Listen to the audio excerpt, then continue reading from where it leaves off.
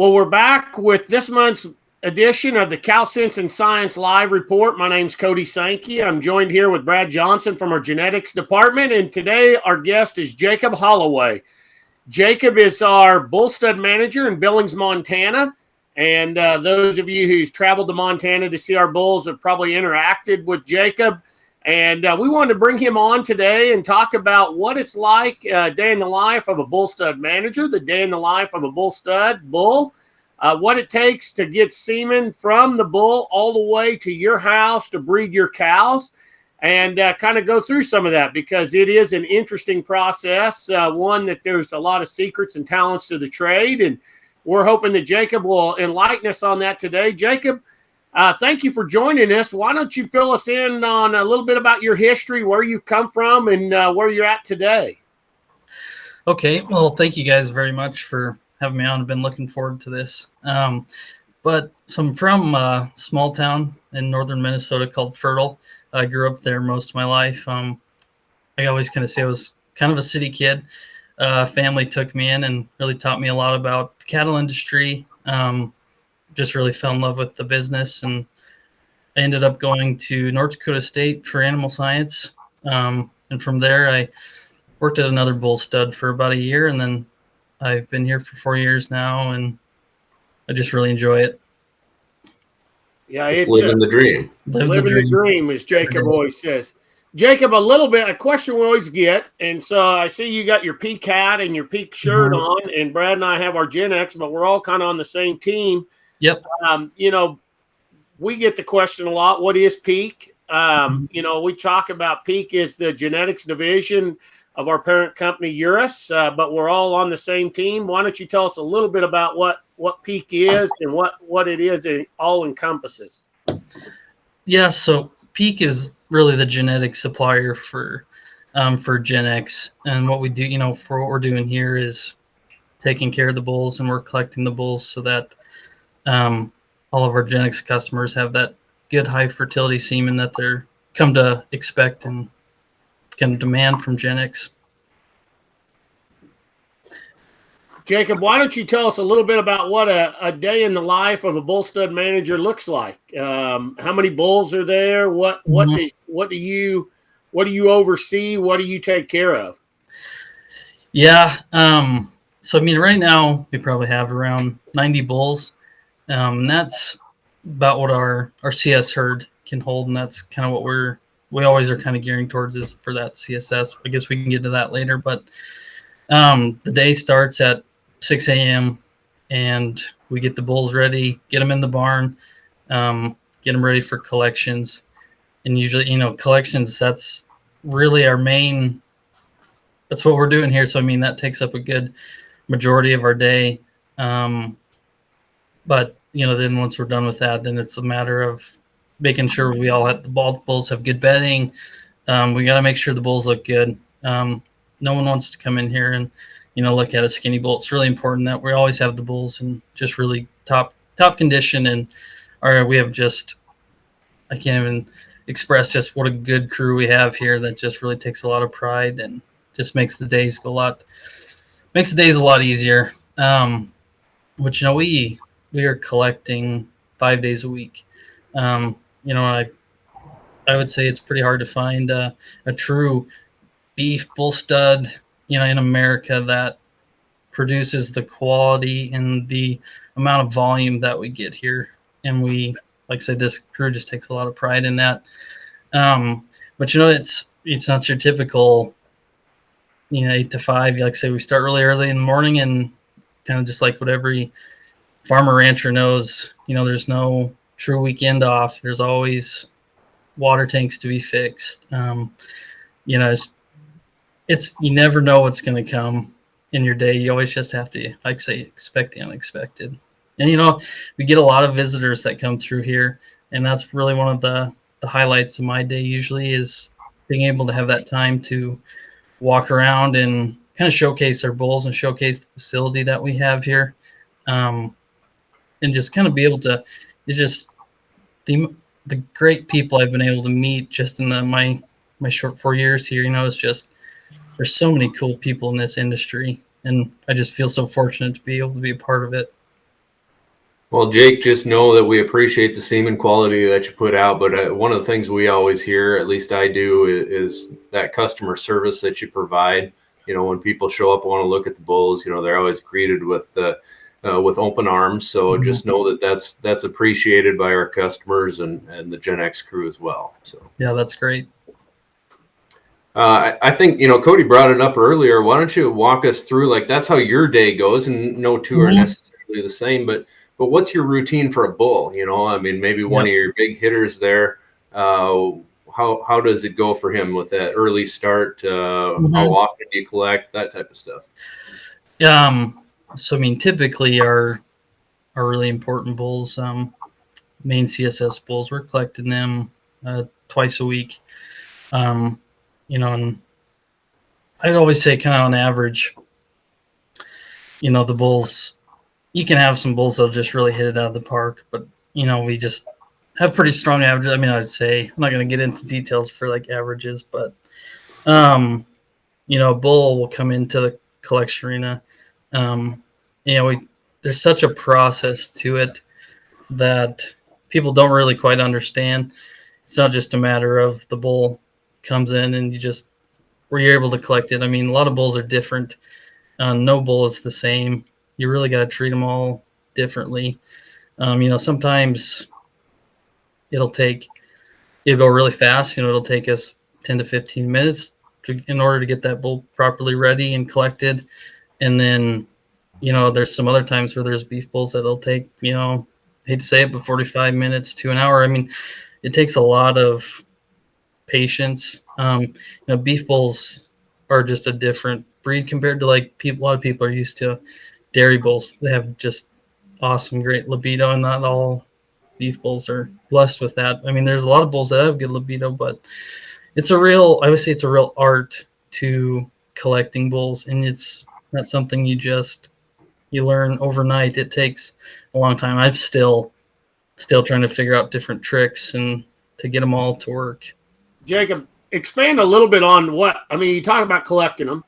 You bring them in the arena. You've got mount steers.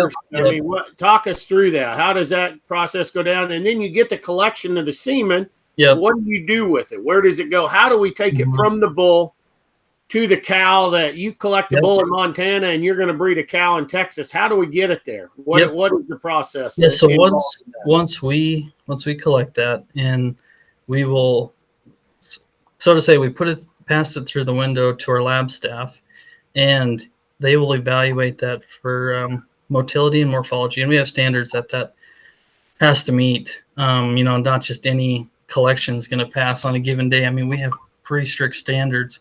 Once that's passed through the window, they're checking it, making sure it's actually good. And a lot of times I'm really hard on the lab staff. I think they don't pass near enough, but it's just because we just have such high standards. And so then once that is extended and then goes through the whole freezing process, and then, once that's we've gone through all our checks there, we'll take some straws and we send that off for a post-thaw evaluation to make sure that when it's thawed, that everything come out and meets our standards as far as, motility, morphology again. So, I mean, and it goes through a pretty high-tech computer system. So, I mean, we're not just checking it one time. I mean, it's getting double, triple checked. So by the time it's getting to that, like say that rancher in Texas, you can use it with, it's guaranteed it's going to be good and fertile. Yeah, I think it's a very unique process. It takes it to get from one end of the spectrum to the other. And you talk about collecting those bulls. How many times a week does a bull get collected? I mean, is he an every day? Do you have to rest them? I mean, how many collections can you get each day? I mean, how does that all go down? It really will. It's so bull to bull dependent. Most of the bulls we're collecting them twice a day, twice a week. And but then there's other times where just some bulls, like say you're going to struggle with libido. So you're lucky to get them collected one time, to be honest with you. So we're not trying to really drain them on their energy level just because they just don't have that libido already. And it's it's always a matter of always kind of keeping track of, inventories too on the bulls, making sure we're not, overproducing. Because, I mean, we do such a good job here. Sometimes we'll outproduce what they're capable of. So Jake, I've always said that, one of the key attributes for a bull to be a big hitter in the AI industry is that he makes a ton of semen. Mm-hmm. And so to expand on that a little bit from your perspective, what makes a really good bull in the collection arena? Yeah, the kind of bull that we just love would be a bull that he's sitting in that heater pin. He's already, you can tell he's gonna, once you let him out of that pin, he's going to he'll start mounting on the steer right away. And it doesn't put hardly any effort into having to different tricks with the mounts and the steers. And he'll just come in, does his job. You get a collection, and there's nothing better when the lab tells you that bull just made 1,000 units. That really, and I think there's bulls like we've talked about, like homegrown. I think like Chad's talked about, is that bull's a really good producing. I mean, that bull, just to make that kind of units it's nothing for that bull. Just the great libido and the fertility that was bred into him. Jacob, a couple of things you mentioned there, the heater pin. Why don't you tell the folks what the heater pin is? Yeah. Yep. And then also talk about your mounts. Because, I mean, obviously most people have seen it, but, the bull mounts the steer, then you grab it in an AV. I mean, take us from the heater pin and open the gate and tell us what happens. Yes. So another, the heater pins are a great way, another way to get the bulls stimulated before you're bringing them into the collection arena. And we use them pretty faithfully here, and we've really proven that they've worked really well, because we've tried to just a couple times we'll try to use a collectible without it, and then sometimes it really makes a difference if you can use it, and they can kind of sit there and watch the other bulls as we're collecting. But yeah, typically we will use mount steers, and sometimes it was somebody's, I guess you could say, someone's 4-H animal that, was already kind of halter broke. And that's just a lot. It's really just mostly, some people always question, well, why don't you use females? It's mostly just from a standpoint of spreading of diseases and stuff. It's just a lot cleaner with steers. In the steers, they got to be really well trained. A good mount animal is just as valuable as anyone here. They have to be able to just understand the process, and they got to be able to stand firmly, not trying to run away from you. And I mean, like I said, they're incredibly important part of this operation is being able to find good steers. And when you find a good one, you really want to hang on to them for a long time. They're kind of your unsung heroes, aren't they, really? Yeah, and they usually all have really we have affectionate names for them, usually from past employees or past people that worked within the company. Yeah. Jacob, you talk about each mount steer. Do mount steers matter to the bull? Yes. I'd like to talk about that. Like each bull has his favorite mount steer. If you try and switch it up, does it mess them up? Oh, it makes a big difference. I hate to, you don't ever want to compare it to real life, but sometimes the bull just gets kind of bored, and you want to switch it up. The more variety that you can provide them is just keeps them interested, keeps them going, keeps them active.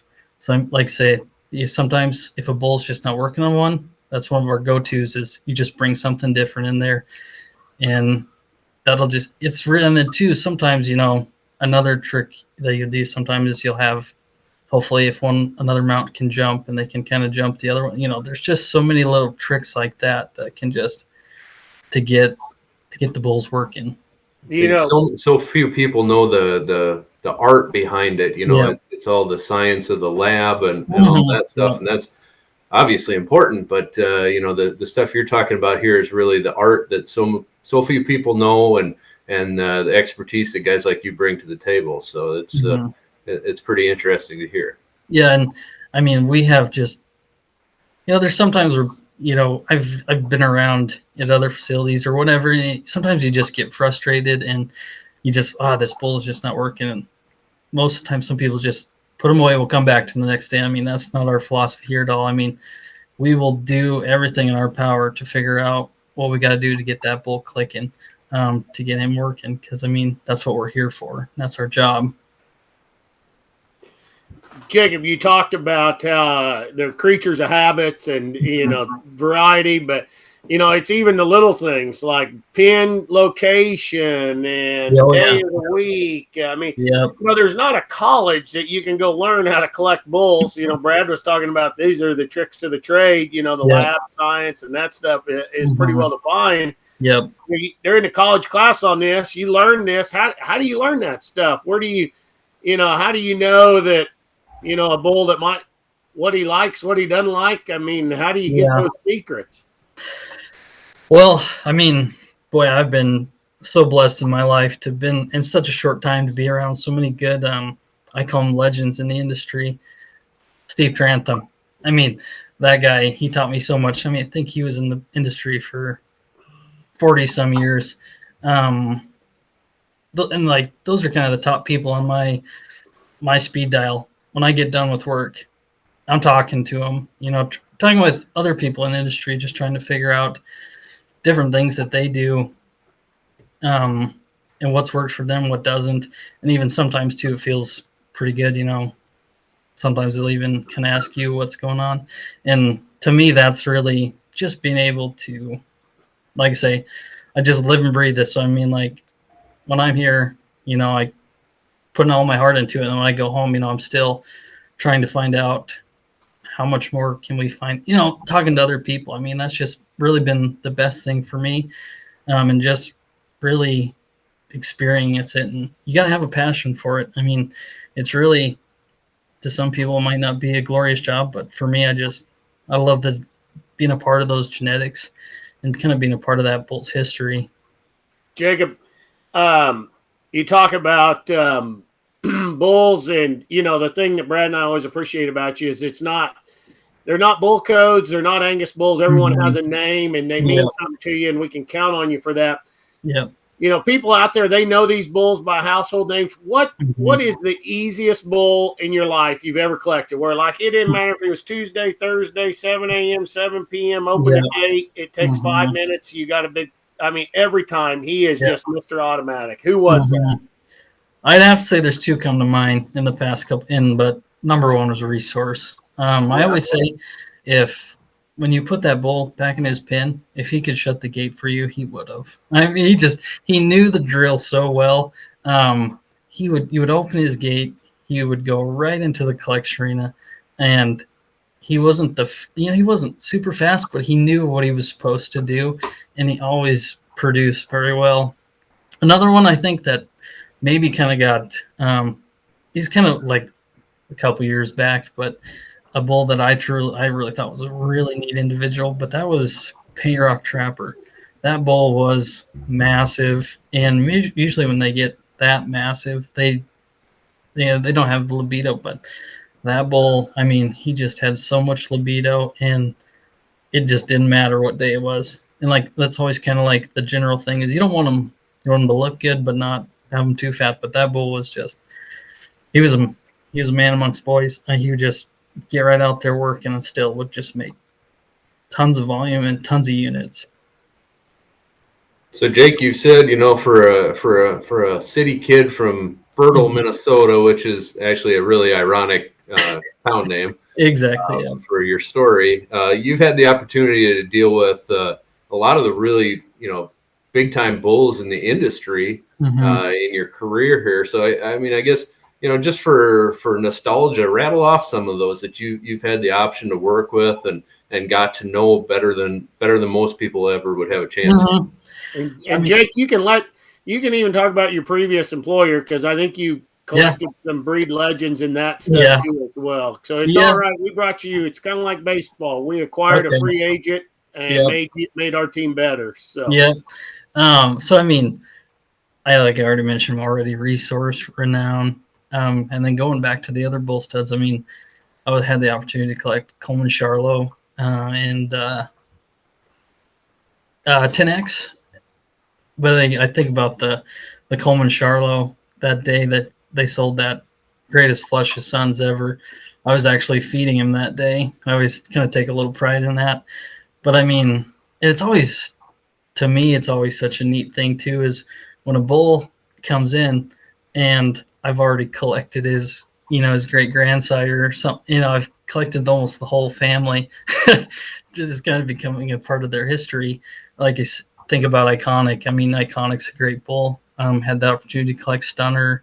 And then you look at that bottom side of his pedigree. I collected 10X, was able to collect Discovery.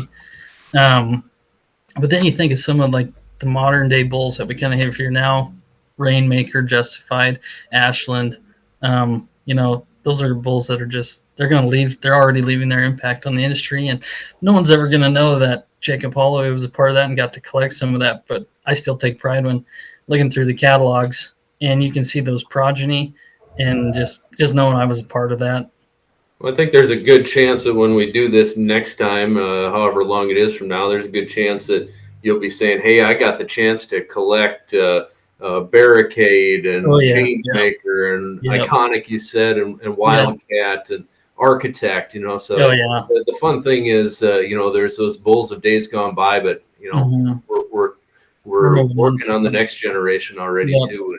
And that's pretty exciting. Yeah, definitely. I mean, and it's just, the lineup is so stacked. You hate to forget to mention someone, but there's so many out here that you lose track of it, and maybe their fame hasn't hit yet, and we haven't seen it really peak yet.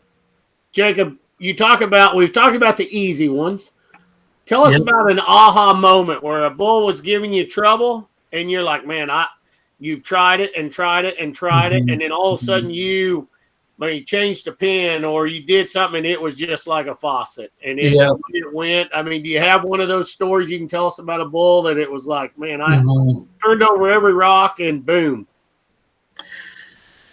There's so many I've probably forgotten about, but I mean, also too, I guess to think about one, recently, probably we have a Simmental bull over at the South Barn that, we were just really struggling to get him going.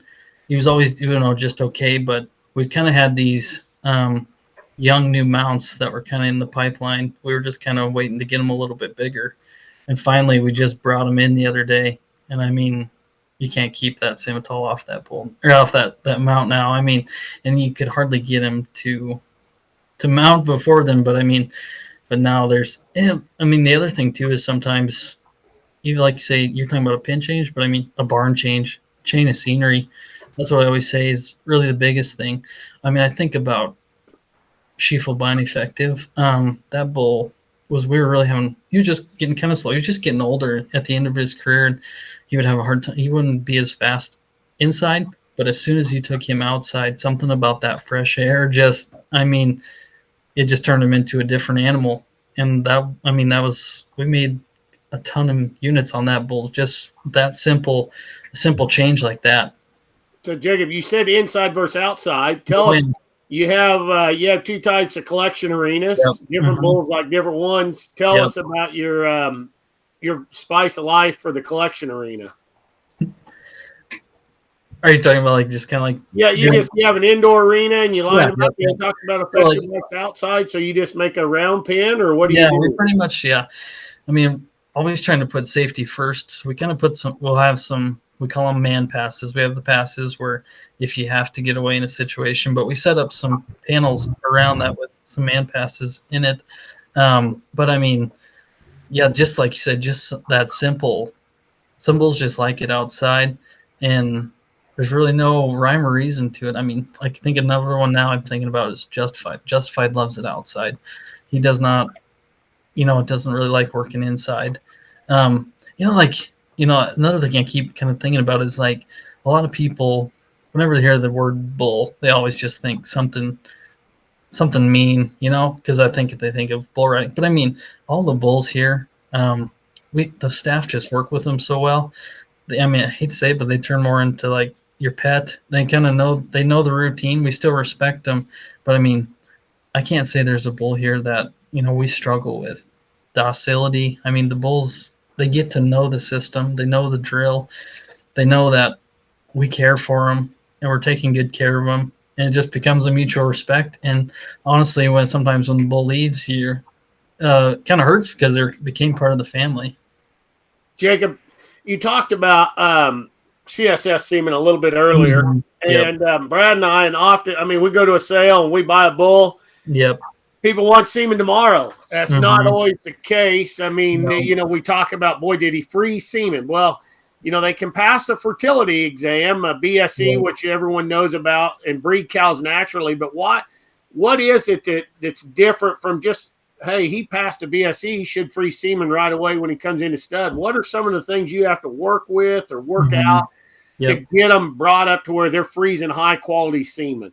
Yep. So when the bull kind of will come in with the pre-entry testing, but the bulls, we go through what we call the isolation period, and that's before they can get to our CSS resident herd. We always say it takes about 7 weeks worth of testing, and then every Tuesday we're testing those bulls, constantly taking trick and campy samples, but we're testing for different things like IBR, glucosis, EHD.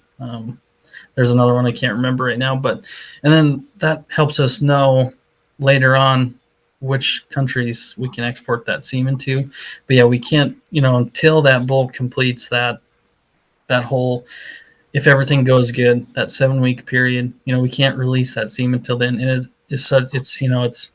it can be really frustrating because we'd love to get that semen out there, but we're trying to make sure that everything is safe when we're selling that straw. And like we mentioned CSS, I mean, CSS holds us to, they're the organization that keeps us holding to our biosecurity standards and policies. We get audited every year by CSS to make sure, we're still following protocols and just ensuring that we're delivering a safe product for the producers. Jacob, on that semen, we talk about, they pass fertility exam, but what, when you come in and jump them, you always say, hey, I got to clean them out. I got to get them going. I got to do some of that stuff. Tell us about that. I mean, because very rarely does a bull freeze on the first jump. Oh yeah. And that first time you collect them is so important. I mean, that to me, right then and there is when you're going to shape how that bull is going to turn out the rest of his career. You're going to want to make sure that, like we'll kind of like say, we put them in a heater stall, you let them watch, making sure that they see what's going on. Because a lot of times some bulls are really, they're just uncomfortable because not every day they're jumping something and someone's scratching their belly. So it's so important. Sometimes you have to calm them down just because they just usually aren't around people that much. But yeah, a lot of times, sometimes it seems like with yearling bulls, sometimes they'll struggle with, they just haven't matured yet. Or sometimes you get an older bull that comes in and they just maybe haven't, like we talked, the correct the term is clean out, where I always say they're just kind of backed up with bad cells. And hopefully sometimes after just a couple collections, it seems like kind of cleans up and you start getting that really good, the good stuff that will start producing the units. And like, it's always, you never know when that new hot bull comes in, you're like hoping he's going to be really good and fertile, but there's so many factors that go into it with maturity and how they were raised. And Jacob, you talked about factors that go into that. We talk without getting into biology here, but we talk about what affects a bull's sperm and in his testicles and that stuff. What is, I always hear this 60 days, like we got to give them 60 days. And that's because you can expand on that at my understanding, but how weather impacts it, heat, cold stress, that kind of stuff, to keep those sperm cells live and viable. So can you give you live in Billings, it can be really cold, but summer's a great time, low humidity sometimes, not maybe this year, but how does weather and 60 day, all that play into, that kind of stuff? Yeah. I'll just say, science wasn't my strong suit in college or high school, but we say 60 days. That's the whole period of once 60 days ago is whatever happened to him 60 days ago is what you're collecting today. So if it was, 105 like we had this summer, and 60 days go on, you definitely start to see a lot of high morphology because of that heat stress that happened, and just the whole maturing stage of the development of the semen just takes, from what we've kind of been told, is that 60 days. And so for that, it's basically 60 days, and that it takes from when it's developed, from the time it starts, through the testicles till the time you get to that. It's a 60-day process. So it's not like the sperm's made today and comes out tomorrow. Whatever. Yeah, exactly. So like you mentioned weather, but also stuff like probably trucking or any of that, or maybe even some pen moves. Yep. Any of that. Anything that changes up the routine, while it can be really helpful in libido, sometimes it can have effects in semen quality. Oh, exactly. Yeah, any kind of stressor can throw them off. Like exactly like saying, if like they're next to someone in their pen that's just kind of makes them nervous. I mean, just even that kind of stuff, making sure that the bulls that get along that are right next to them is really important.